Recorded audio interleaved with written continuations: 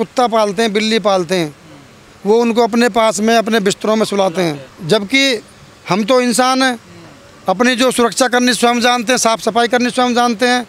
हम तो उनको तब जाने ना, किसी शूद्र को, दलित लोगों को वो अपने हाथों से नहवाएं, धुलाएं, वस्त्र पहनाएं, उनके साथ खाना खाएं और अपने साथ बिठाएं। तो इतना बड़ा फर्क जो है।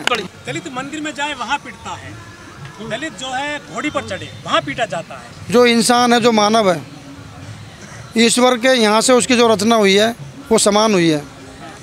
उन्हीं बातों को देखते हुए बाबा साहब ने पूरे विश्व की जो किताब थे, पूरे धर्म थे, पूरे कानून थे, सबका अध्यापन करके तब ये संविधान का निर्माण किया था कि भाई सबको समान अधिकार मिले, सबको भोजन पानी समान मिले, किसी के साथ भेदभाव ना हो। क्योंकि जो पानी है या जो वर्षा है या जो हवा है, ये सबके लिए समान दी गई हैं ईश्वर की तरफ से। इस पर किसी का कोई प्रतिबंध नहीं है, ये इसका अपना नहीं है। दलित शादी नहीं कर सकता, घोड़ चढ़ी करते हैं तो डीजे में तोड़फोड़ होती है, दूल्हा पीट दिया गया आगरे में। मेरा मानना ये है कि जो सरकार है इस वक्त वर्तमान में, उनकी मानसिकता बहुत ख़राब है। उनको, वो पढ़े लिखे लोग नहीं हैं। मैं आपके उन लोगों को कोई कानून का भय नहीं है, क्योंकि कानून का भय इसलिए नहीं है कि वो लोग हथियार चलाने वाले लोग हैं, वो कलम चलाने वाले लोग नहीं हैं। जो व्यक्ति कलम चलाने के लिए जो सीख जाएगा कलम चलानी, वो हथियार नहीं चलाएगा कभी भी। उन्हीं के हाथों में सारे सीएम पीएम जो वो एक सब वही है। देखिए, वो आपकी बात ठीक है कि सब वो लोग हैं। एक बेईमानी का एक प्रकोप होता है कि ईवीएम मशीन है। अगर वो लोग ईमानदार हैं तो धरातल पर आप जो है ना लाइन बना करके जनता से जो है आप जो है उसको जो है वोटिंग करा लें। विश्व गुरु बताया जाता है भारत। कुछ नहीं है ये विश्व गुरु, कुछ नहीं है। ये किसके लिए है फिर विश्व गुरु क्या है? वो अपने लिए है। आपने देखा नहीं इलेक्टोरल बॉन्ड से कितना पैसा उन्होंने जो है हड़पा है, और प्रेशर करके जो है उनको उत्पीड़न करके, टॉर्चर करके कि भाई या तो आप हमें इतना पैसा दे दो, नहीं तो आपकी कंपनी को हम बंद करें, जेल भेज रहे हैं आपके। कहते थे कि जो गाँव है ये जातिवाद की नर्सरी है। आप गाँव में कार्यक्रम किए हैं बाबा साहब को लेकर, कानून को लेकर, सुधार आएगा कि गाँव में? हाँ, बिल्कुल आएगा सुधार। इसीलिए हमने ये कार्यक्रम जो है गाँव में, ग्रामीण इलाके में, अपने ग्रामीण समाज में, अपने लोगों के क्षेत्रीय समाज में हमने ये कार्यक्रम इसलिए करा है कि इसका जो ध्येय है वो लोग इसको सुन करके, देख करके अपने हक और अधिकारों की जो है एक चेतना उनमें जो जागृत हो, और वो लोग कहीं किसी उसमें प्रशासनिक पीड़ा में या राजनीतिक पीड़ा में ना पिस जाएं। मध्य प्रदेश के मुरैना में 14 अप्रैल को जब झांकी निकाली जा रही थी बाबा साहब की, तो वहाँ गोली मार दी गई ओबीसी लोगों के द्वारा। जो पिछड़े लोग हैं वो ज़्यादा अत्याचार करते हैं दलितों पर, ऐसा कहा जाता है। उनको जो भड़काते हैं, जो धर्म के ठेकेदार हैं, जो पढ़े लिखे लोग नहीं है, मेरा ये मानना।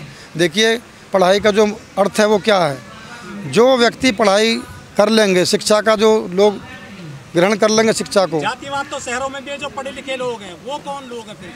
तो के बाद भी हम उन लोगों को पढ़े लिखे की श्रेणी में नहीं गिन सकते, क्योंकि अगर वो पढ़ लिख जाते तो वो इस तरह की बात नहीं करते। अब मैं इसका एक मोटा उदाहरण आपको दे रहा हूँ।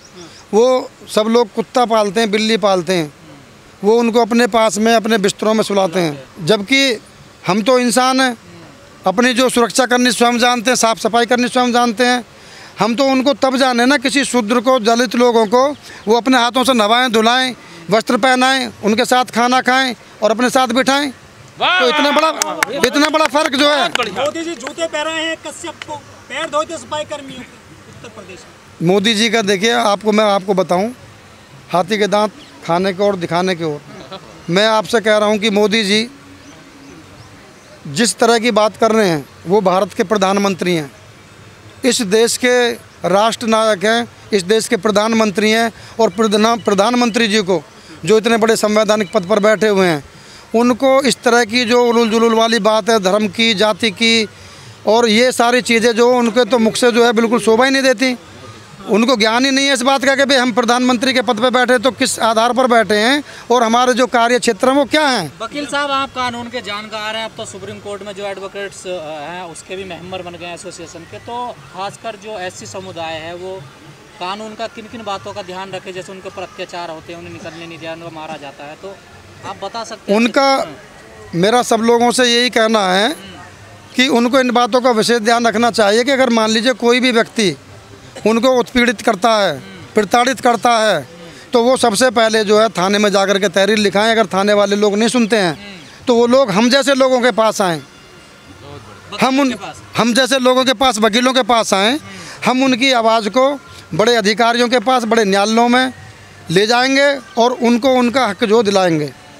और जो कानून कहता, जो संविधान कहता, उसके आधार पर उनको दंडित भी करवाएंगे, तब जा कर के। देश की राजधानी दिल्ली है, वहाँ एक वाल्मीकि समाज के व्यक्ति की मृत्यु हुई तो उन्होंने अंतिम संस्कार नहीं होने दिया। मरने के बाद में भी जाति पीछा नहीं छोड़ रही आपका।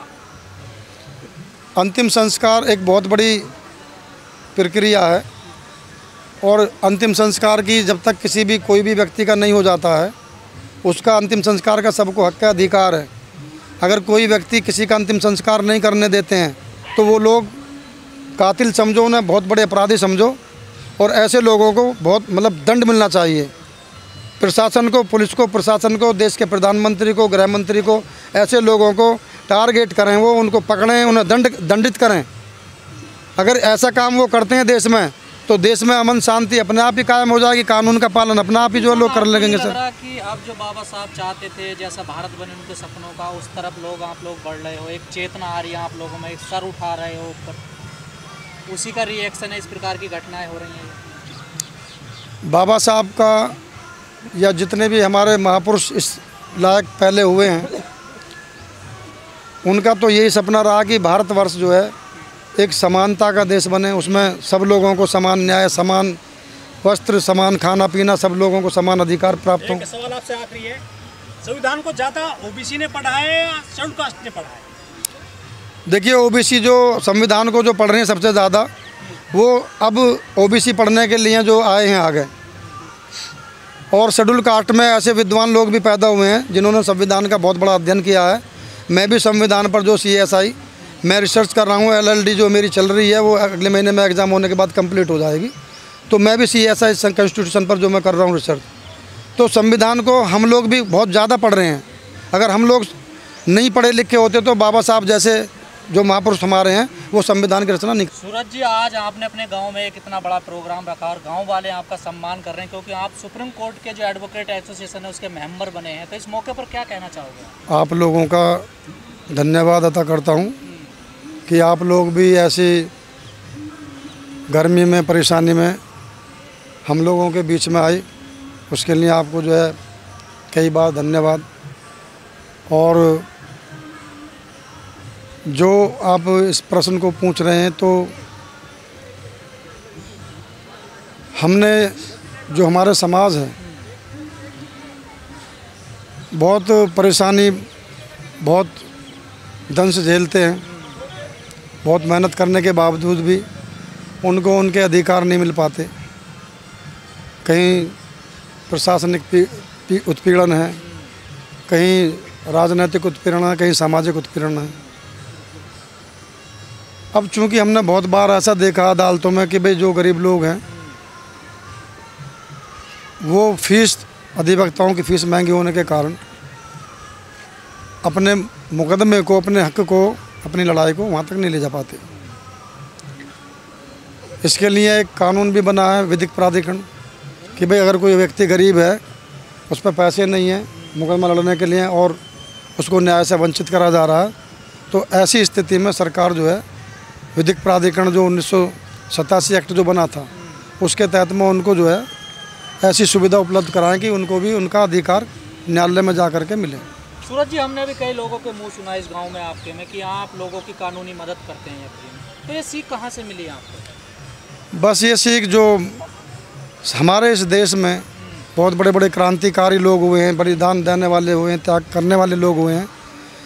मेरा अपना मानना, अपना दृष्टिकोण ये है कि इस संसार में जब व्यक्ति मनुष्य के रूप में पैदा होता है और समाज में आकर के उसको ज्ञान मिलता है कि भाई हमको ये खाना है, ये पीना है, ये पहनना है, ये चाल चलन हमको चलना है, तो सारी चीज़ों को देखते हुए बहुत सारे ऐसे महापुरुष पैदा हुए हैं इसमें, हमारे भारतवर्ष में और पूरी दुनिया में, कि जिन लोगों ने पैदा होकर के संघर्ष करके जो असहाय लोग हैं, जो दीन दुखी लोग हैं, जो निर्धन लोग हैं, जो पीड़ित लोग हैं, उनको न्याय देने के लिए, उनको भोजन पानी की व्यवस्था कराने के लिए, उनको वस्त्र देने के लिए, उनको धन देने के लिए जो व्यवस्था अपनी तरफ से वो लोग करते हैं। तो ऐसा करके एक तो पुण्य की प्राप्ति होती है। दूसरा हमारा मानना अपना ये है कि हम उस बात को तभी सक्षम समझेंगे जब हम उस चीज़ को करके दूसरों को उसकी सुविधा प्रदान करें और उनको जो है उस चीज़ का सुख जो है दें। तो इसलिए हमने बहुत सारे जो महापुरुष हमारे हुए हैं उनसे हम अपना ये शिक्षा लेते आए हैं। लेकिन वकील साहब, हमारे देश में आज भी बाबा साहब की प्रतिमाएं तोड़ दी जाती हैं, रात के अंधेरे में, दिन में भी तोड़ती हैं। ये आपके महापुरुषों की जो प्रतिमाएं तोड़ी जाती हैं, ये कौन लोग हैं? देखिए, ये वे लोग हैं जिन लोगों ने शिक्षा प्राप्त नहीं की है और अज्ञानतावश जो धर्म के ठेकेदार हैं और जो अपने आप को भगवान का प्रतिनिधि बताने वाले लोग हैं, जो पाखंडी लोग हैं, वो ऐसा काम कराते हैं। पर बाबा साहब तो सबके हैं ना, उन्होंने तो सबके लिए। बाबा साहब बिल्कुल बिल्कुल, ये बात आपकी बिल्कुल 101% जो है सत्य है बात कि बाबा साहब किसी एक समुदाय के, एक जाति के नहीं, उन्होंने तो पूरे देश के लिए जितने भी मतलब जो है जाति के, धर्म के लोग हैं, अलग अलग, हाँ जी, अलग अलग भाषा, रंग के लोग, सबके लिए काम किया है। पूरे गांव क्षेत्र ने आपका सम्मान किया है, क्या कहना चाहोगे क्षेत्रवासियों? मैं उन सबको, क्षेत्रवासियों को, सारे ग्रामवासियों को और जो यहाँ उपस्थित सब लोग हुए हैं, मैं उनका तहे दिल से और हृदय से और पूरी आत्मिक रूप से उनका तहे दिल से सम्मान करता हूँ, उन्हें धन्यवाद देता हूँ और उनसे आशा करता हूँ कि वो लोग हमारा सहयोग करें। हमें उनका आशीर्वाद जो की आवश्यकता है, आशीर्वाद मिलता रहेगा तो हम लोग भी उनके जो है आगे आने वाले समय में जो भी हक अधिकार हैं उनके लिए प्रयासरत करेंगे। उसके लिए चाहे हमें सरकार की गोली खानी पड़े, प्रशासन की गोली खानी पड़े, उनकी बुराई जो, उनकी जो कुरीतियाँ हैं उनको मिटाने के लिए चाहे हमें अपना बलिदान देना पड़े।